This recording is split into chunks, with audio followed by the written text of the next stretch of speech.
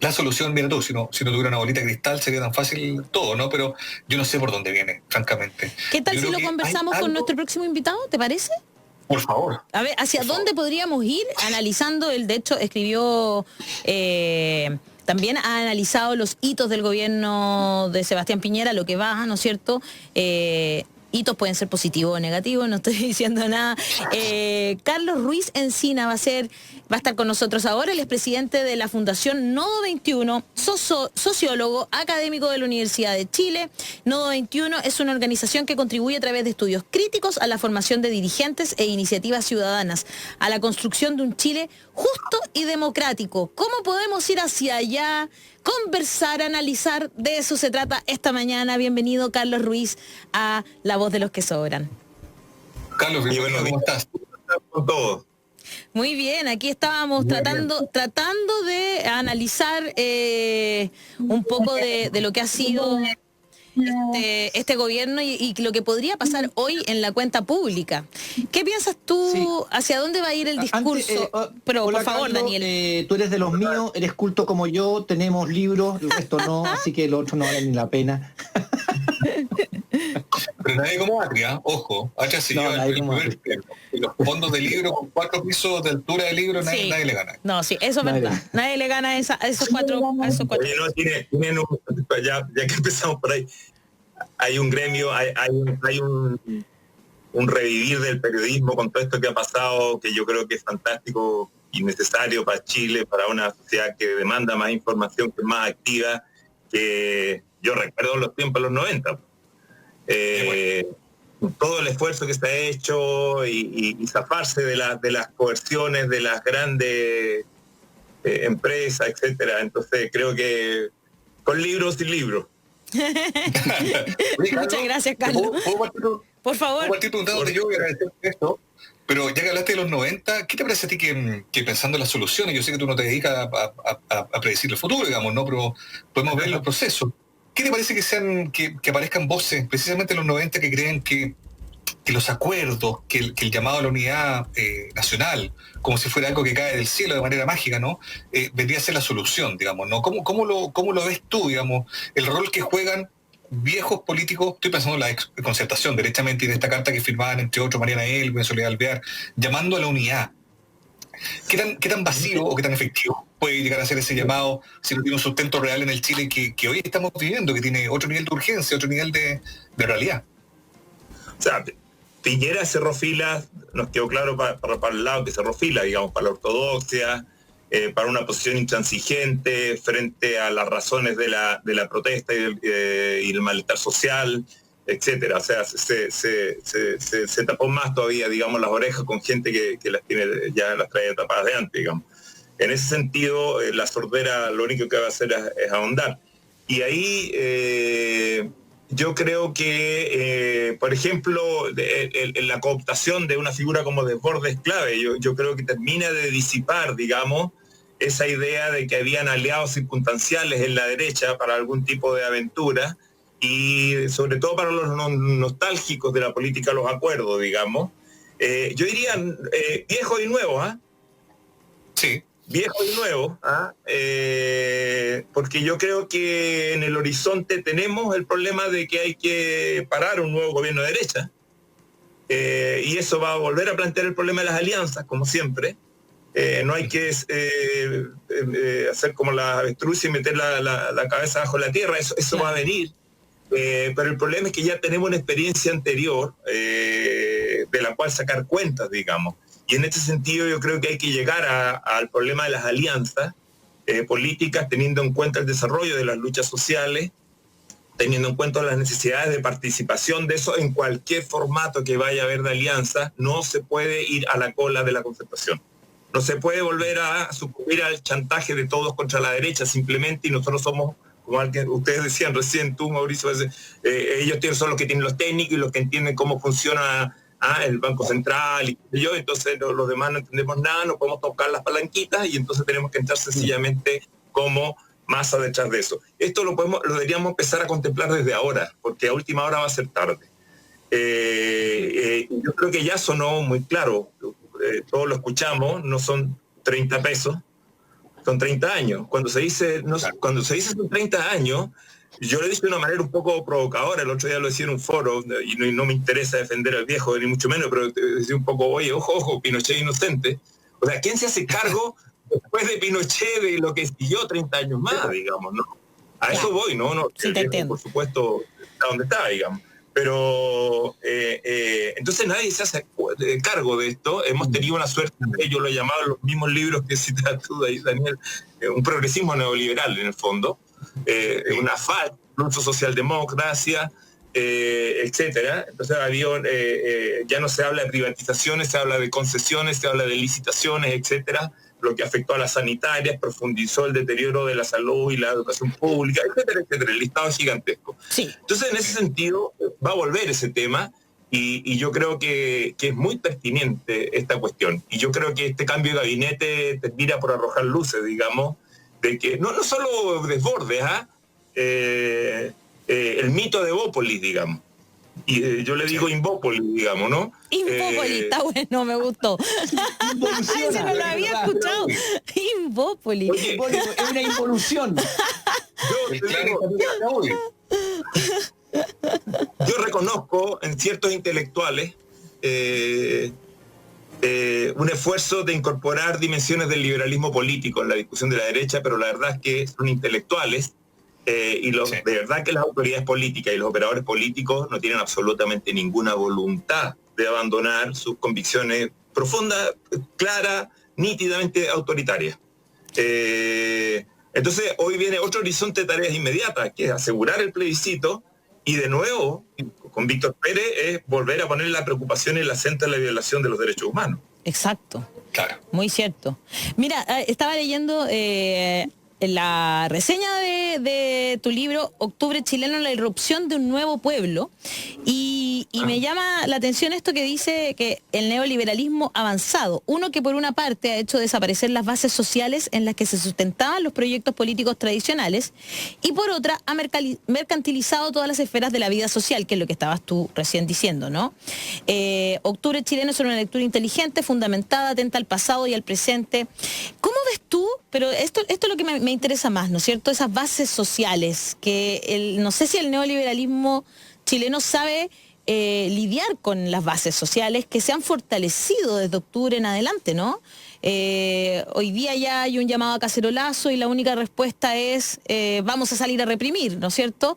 Entonces, ¿qué va a pasar ahí para que esto no sea una constante pelea, una constante contradicción de dos bandos, por decirlo de alguna manera?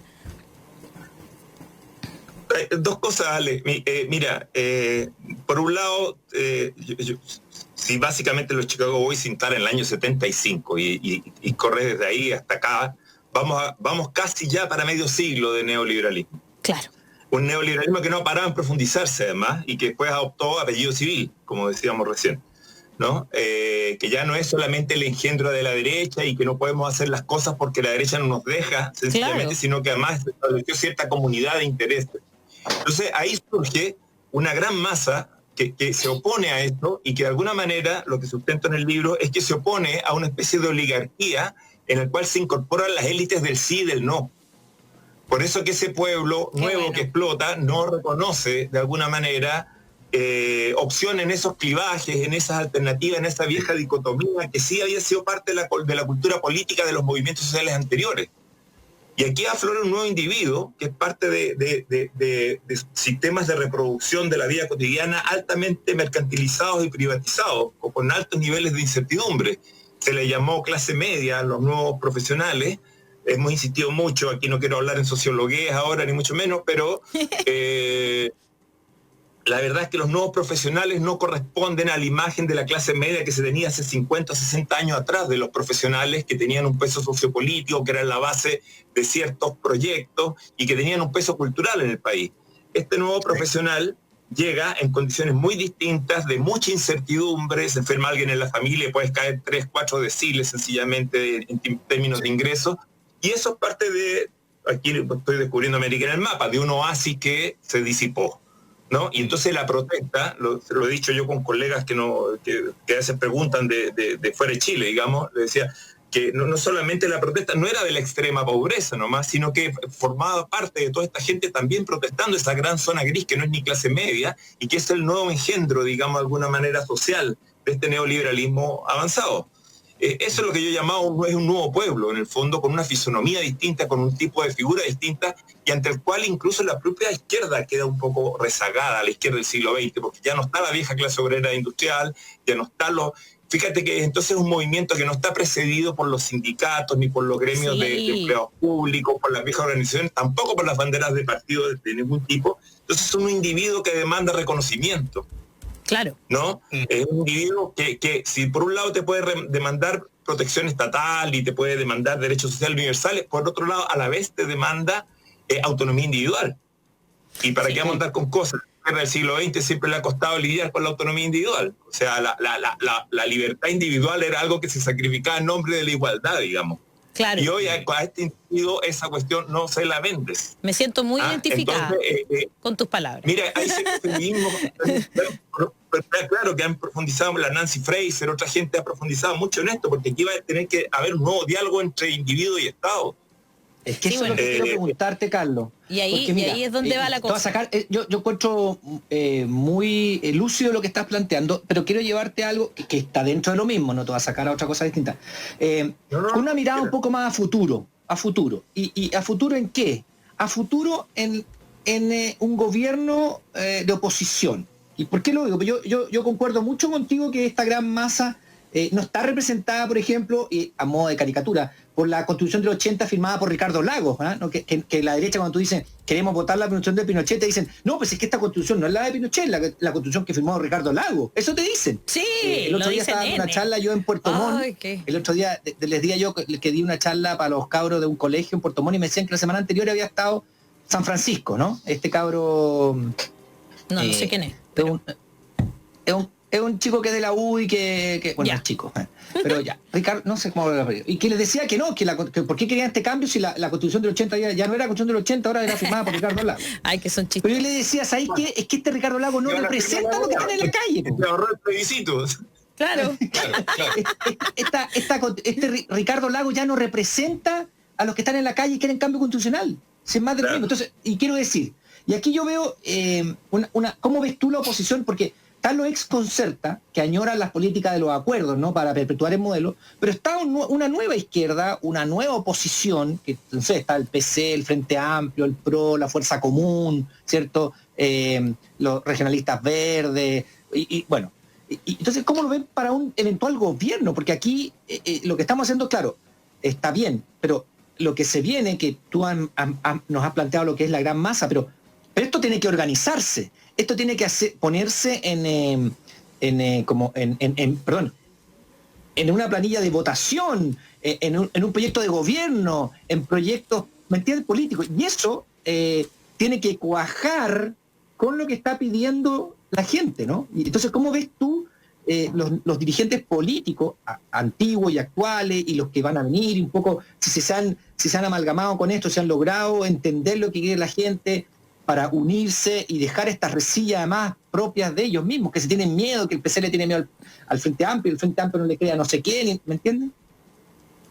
Yo tengo la impresión de que, bueno, primero la política es una cancha abierta, es una cancha impredecible, digamos, no hay en ese sentido, como alguien dijo por aquí al principio, no hay bola de cristal, digamos, ¿no? Por lo tanto, lo que creo es que tenemos el compromiso y la responsabilidad de tratar de incidir para que las cosas vayan en ese sentido, digamos, es todo lo que podemos ofrecer. Creo que el escenario constituyente incluso hay que convertirlo además en un escenario de reorganización de la política en ese sentido y no solamente en un problema de arreglos de tipo procedimental. O sea, yo he insistido que el problema de la reforma de la Constitución es mucho más allá de romper cerrojos y trampas. Y el problema es empezar a constitucionalizar, abrir la puerta para constitucionalizar a salir el neoliberalismo, es decir, de una transformación del modelo de desarrollo, de alterar cierto tipo de institucionalidad que protege ciertos intereses, como las estructuras monetaristas del Banco Central, las prerrogativas que protegen, sobre todo, por ejemplo, un rentismo de tipo primario exportador de materias primas, y que favorecen la concentración de la propiedad, que no permiten formas de, por ejemplo, de propiedad comunitaria sobre los recursos naturales, sobre el agua. Entonces aquí hay una serie de actores sociales que también hay que hacer presentes en ese proceso político, a eso me refiero también. Noma FP, Moda Tima, 8M, UK, MAU, una larga lista de experiencias sociales, digamos de alguna manera, que ese nuevo pueblo no puede quedar fuera de este proceso. Es decir, yo creo que aquí, a ver, vamos a llamarle así, el síndrome del 88, digamos, lo que no nos puede volver a pasar.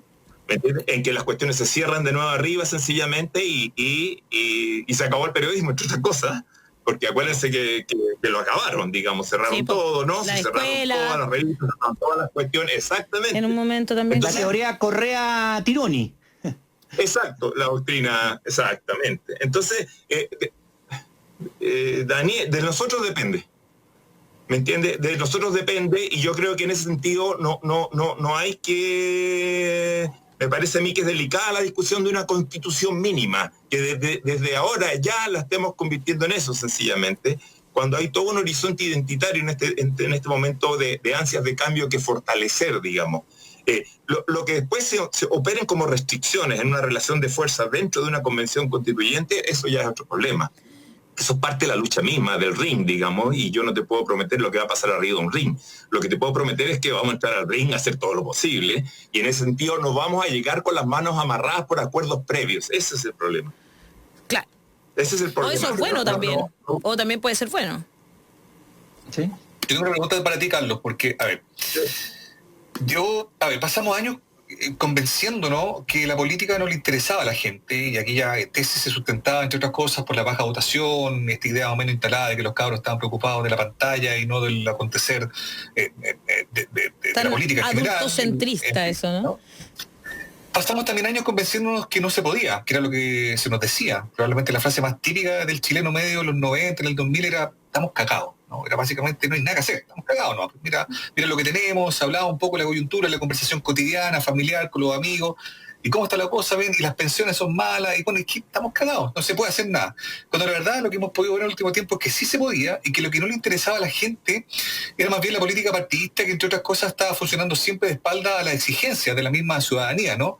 Entonces el tema, Carlos, la pregunta para allá es cómo hacer para vehiculizar, digamos, ¿no? Esa inquietud de la gente a través de una política que, convengamos también, está muy desprestigiada. Claro. En las encuestas, en cualquier encuesta de opinión, la gente te dice que a los políticos no le cree, no logra distinguir entre uno y otro. Y yo, ¿qué le podría decir a un cabro de 15 años que ha vivido en un Chile donde la moneda se ha repartido entre dos personas, digamos, ¿no? Probablemente yo no me atrevería a decirle, oye, la política tiene mucho más matices, no es lo mismo esto que lo otro. Y me va a decir, oye, perdóname, yo veo lo mismo y mi realidad no ha cambiado.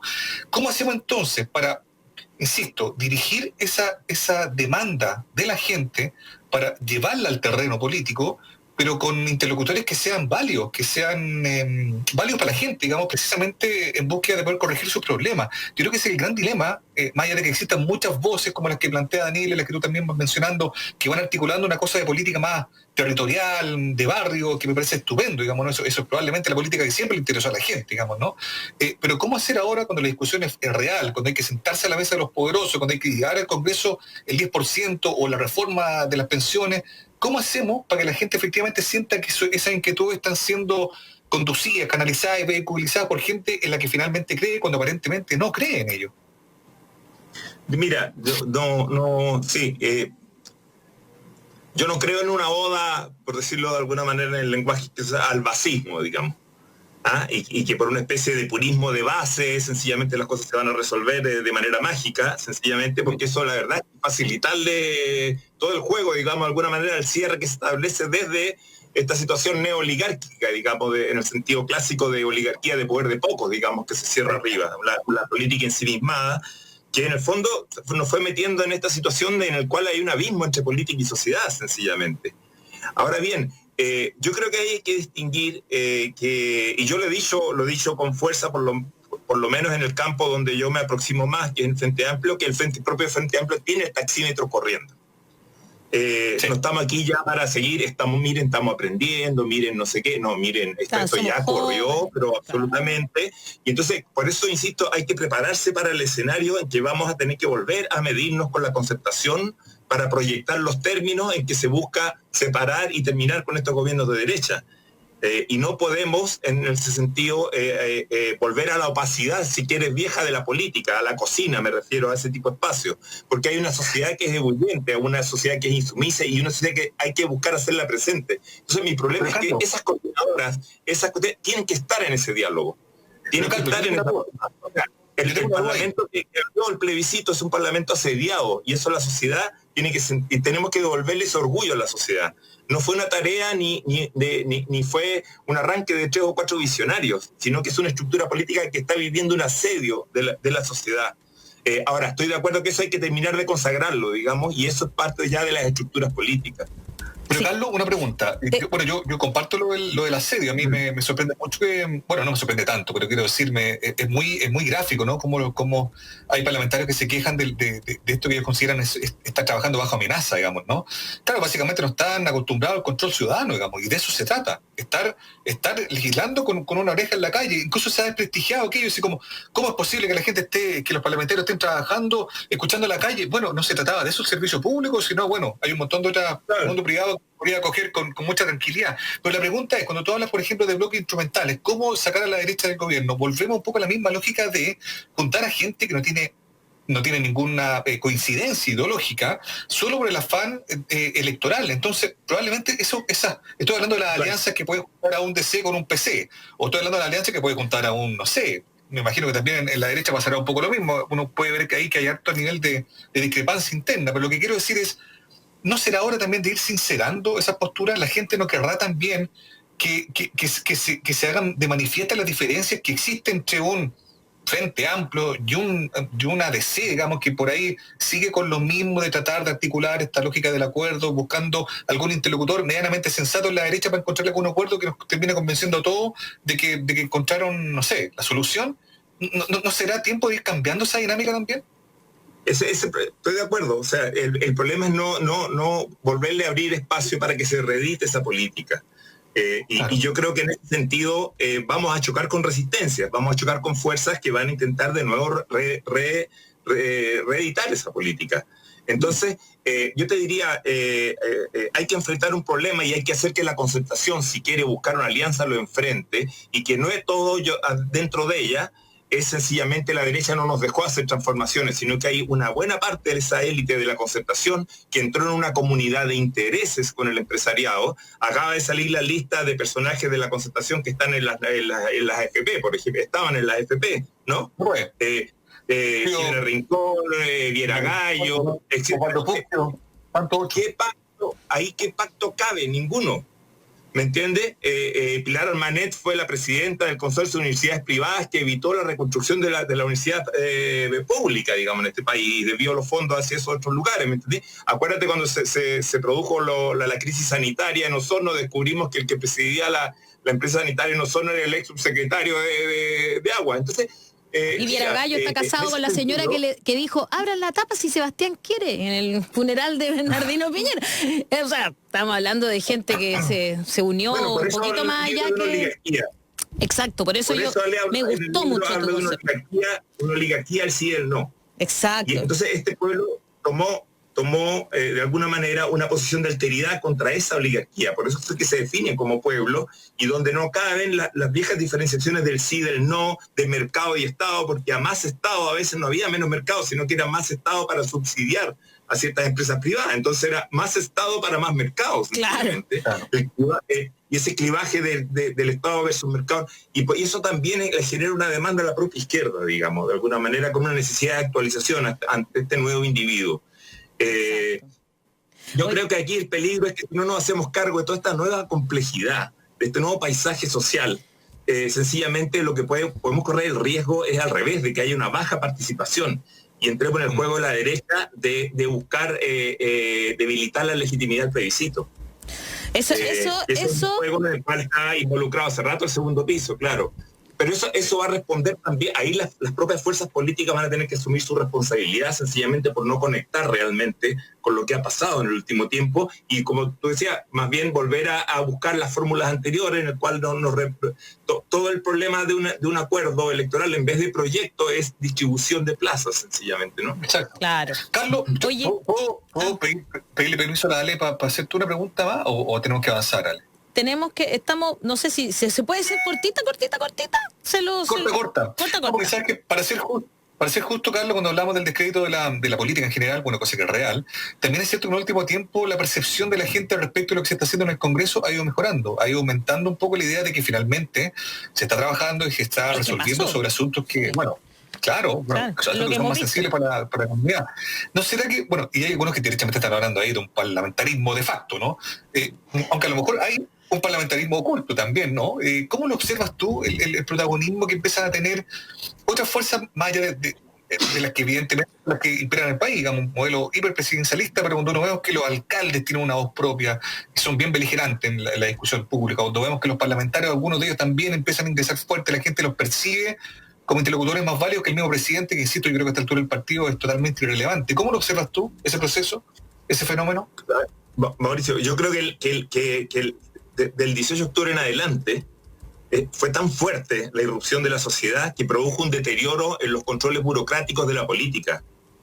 Sí. Y eso permitió de alguna manera que se desordenara y se mostrara un poco más diversa de lo que era estructurada y, digámoslo así, de lo milica que era, digamos, desde los 90 en adelante, digamos, en un bicoalicionalismo que un algoritmo de computador te podía predecir lo que iba a decir al otro día, digamos, sencillamente, porque era así el mecanismo, sencillamente. Eso se desarmó. Y eso es lo que le ocurrió a la derecha en este rato. O sea, de hecho, Piñera logró una paz circunstancial con la derecha en este rato, tratando de controlarla dentro del gobierno. Pero hay una derecha que tiene un desparrame hacia abajo, preocupada por todo el ciclo largo de elecciones que vienen y que no se quiere inmolar, sencillamente. Y ante eso Piñera no dio respuesta y apostó solamente por el control, sencillamente, pero las respuestas siguen pendientes. En la Concertación ocurre lo mismo, sencillamente. Ya la palabra díscolo no tiene ningún sentido porque son todos díscolos. A 1, a 2, a 3, ahora ya es una enfermedad, una plaga, sencillamente. Bueno, aquí es donde hay que reconstruir proyectos. Este es un momento para reconstruir proyectos.